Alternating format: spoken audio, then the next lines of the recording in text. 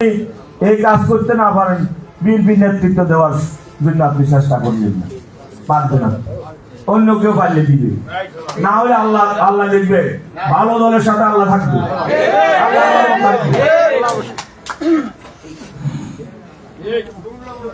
আমাদের দলের এই 12 নং ভৈয়াছড়া ইউনিয়ন থেকে বিএনপি কোনো টাকা নিয়েছে, কারো থেকে বিএনপি মাদক বিক্রি করছে, আমাদের নেতা জনাব তারেক রহমান কারো থেকে টাকা নিয়েছে, আমি নুরুল আমিন চেয়ারম্যান এই 12 নং ভৈয়াছড়া ইউনিয়নের কারো টাকা নিয়েছি, আমি কোথাও কোনো মাদক ব্যবসায়ী সহ কারো আশ্রয় প্রশ্রয় দিয়েছি?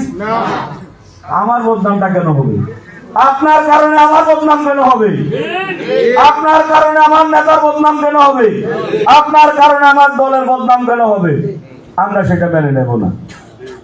আমি ক্ষমতায় আসার আগে বলে দিছি, মনে করিয়েন না যে ক্ষমতায় আসে উনি এখন বড় বড় কথা বলেন না। আমি আমার এখন সবচেয়ে দুঃসময়, আমার সবচেয়ে দুর্বল মানুষ আমি, যিনি ভোট করে তার চেয়ে দুর্বল মানুষ পৃথিবীতে কেউ থাকে না। আমি আমার এই দুর্বল সময় আপনাদেরকে বলছি, আপনারা যদি আমার উপর মনে কষ্ট নিতে পারেন, ভোট না দেন, না দিতে পারেন, আমি কিন্তু বাস্তব কথা বলছি, মনে রাখবেন আপনারা। কিন্তু আপনারা সংশোধন হতে হবে, দল বাঁচাতে হবে। আর 2001 বাংলাদেশের মানুষ বিএনপি কে চায়, বিএনপি কে ভালোবাসে, তবে সেই বিএনপি 2001 এর মতো নয়।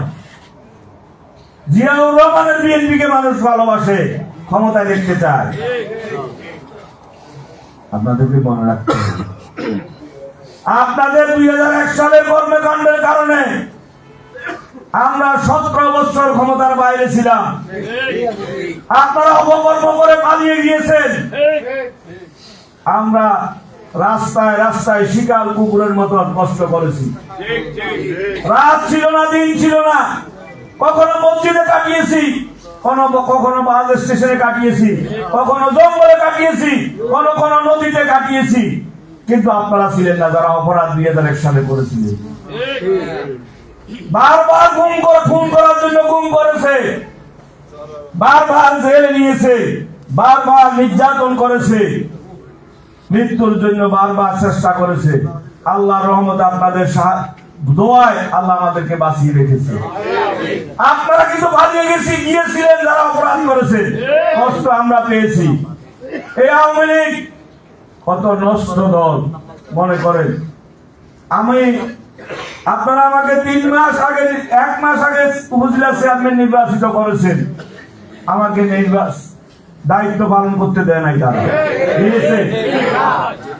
কত কষ্ট করে সেদিন আপনারা নির্বাচিত করেছেন, পালন করতে দেয় নাই। পালন তো করতে দেয় নাই, আমাকে পিটিয়েছে। পিটিয়ে তারা শান্ত হয় নাই, দেশের ময়লা আমার মাথার উপর ঢেলে দিয়েছে। এইভাবে 17 বছর কষ্ট করেছি, আপনাদের অপরাধ করার সুযোগ দেওয়ার জন্য নয়, বিএনপি আবার অন্ধকারে চলে যাবে সেই সুযোগ দেওয়ার জন্য নয়। দয়া করে আপনারা যারা অপরাধের সাথে জড়িত, আপনারা এখান থেকে এখনো চলে যেতে পারেন। আর যদি পরিবর্তন না হয়, আগামীতে এই জাতীয় প্রোগ্রামে হয়তো আপনারা থাকার সুযোগ পাবেন না।